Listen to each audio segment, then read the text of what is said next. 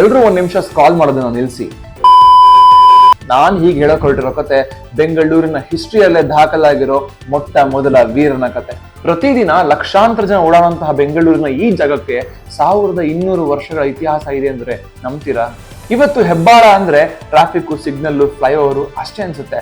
ಆದ್ರೆ ಇದೇ ಹೆಬ್ಬಾಳದಲ್ಲಿ ಬೆಂಗಳೂರಿನ ಅತ್ಯಂತ ಹಳೆಯ ಇತಿಹಾಸ ಹೊಂದಿದೆ. ಸುಮಾರು 1200 ವರ್ಷಗಳ ಹಿಂದೆ ಗಂಗರ ದೊರೆ ಶ್ರೀ ಪುರುಷ ಆಳ್ತಿದ್ದಾಗ ಇದೇ ಹೆಬ್ಬಾಳನ ಪೆರಬುಳ್ ನಾಡು ಅಂತ ಕರಿತಾ ಇದ್ರು. ಅಂದ್ರೆ ದೊಡ್ಡದಾದ ಒಂದು ಊರು ಅಂತ ಅರ್ಥ. ಕ್ರಿಸ್ತಶಕ 750 ಸುಮಾರಿಗೆ ರಾಷ್ಟ್ರಕೂಟರು ಇಡೀ ಹೆಬ್ಬಾಳನೆ ನಾಶ ಮಾಡಬೇಕು ಅಂತ ದಂಡೆತ್ತಿ ಬಂದಾಗ ಅವ್ರಿಗೆಲ್ಲ ಎದುರಾಗಿ ಒಬ್ಬ ವೀರ ನಿಂತ್ಕೊಂಡು ತನ್ನ ಊರನ್ನೇ ಕಾಪಾಡ್ತಾನೆ. ಆ ವೀರನ ಹೆಸರೇ ಕಿತ್ತಯ್ಯ. ಆ ಯುದ್ಧದಲ್ಲಿ ತನ್ನ ಪ್ರಾಣ ಕೂಡ ಕಳ್ಕೊತಾನೆ. ನಾವು ನೀವು ಓದುವಂತಹ ಇತಿಹಾಸದ ಪುಸ್ತಕಗಳಲ್ಲಿ ಕಿತ್ತಯ್ಯನ ಹೆಸರಿಕ್ಕೆ ಚಾನ್ಸ್ ಇಲ್ಲ ಬಿಡಿ.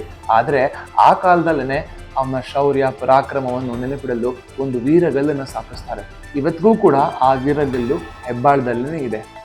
ನೆಕ್ಸ್ಟ್ ಟೈಮ್ ನೀವು ಹೆಬ್ಬಾಳ ಫ್ಲೈಓವರ್ ಮೇಲೆ ಹೋಗ್ತಿರ್ಬೇಕಾದ್ರೆ ಇದು ಬರೀ ಒಂದು ಫ್ಲೈಓವರ್ ಅಲ್ಲ, ಒಬ್ಬ ಕನ್ನಡ ವೀರನ ನೆನಪನ್ನು ಉಳಿಸ್ಕೊಂಡಿರುವ ಒಂದು ನೆಲ ಅಂತ ನೆನ್ಪಿಡ್ಕೊಂಡು ಕಿತ್ತಯ್ಯನ ಒಂದ್ಸರಿ ನೆನ್ಸ್ಕೊಳ್ಳಿ. ನಿಮಗೆ ಯಾವ ಏರಿಯಾ ಇತಿಹಾಸ ಬೇಕು ಅಂತ ಕಮೆಂಟ್ ತಿಳಿಸಿ.